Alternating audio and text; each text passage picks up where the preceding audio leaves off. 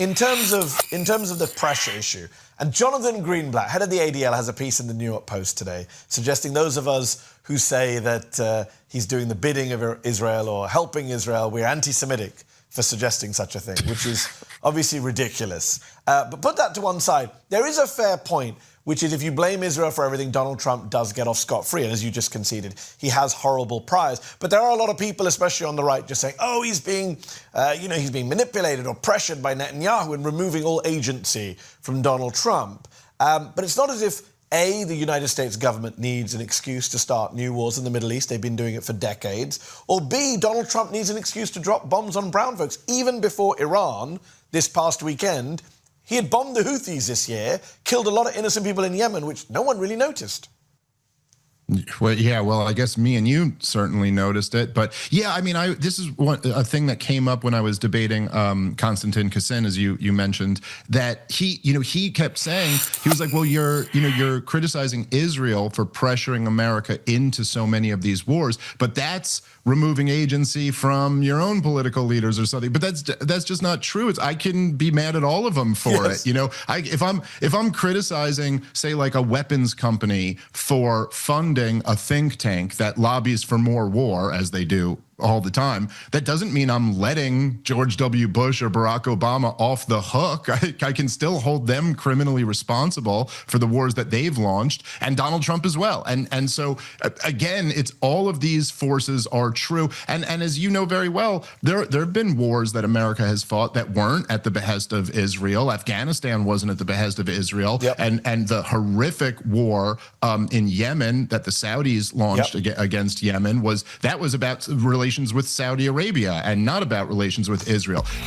Yeah, we need to stop giving Donald Trump a pass on everything. I know us on the left, we really don't give him a pass on pretty much anything. But we need to stop allowing the media and allowing the folks on the right to give him a pass. Like this Epstein thing, They're blaming everybody except Donald Trump. Who are these people taking orders from? Donald Trump. Come on. Why are they taking these orders from Donald Trump on Epstein? Yeah, we all know why. He's in those files. Donald Trump is more than happy to drop bombs on brown people. Yeah, he doesn't need a whole lot of convincing. Now, is he easily maneuvered because he's a moron and all he needs is a little flattering? Yeah, it's pretty obvious. Yeah, that's why, world leaders rub their hands together when he gets in office, especially the horrible ones like Netanyahu and Vladimir Putin. And they're rubbing their hands together, just grinning. Oh, yeah. We got a fool now. We got this fool back in office. We can just bend him to our will, however we want. Yeah, man. These guys are totally right.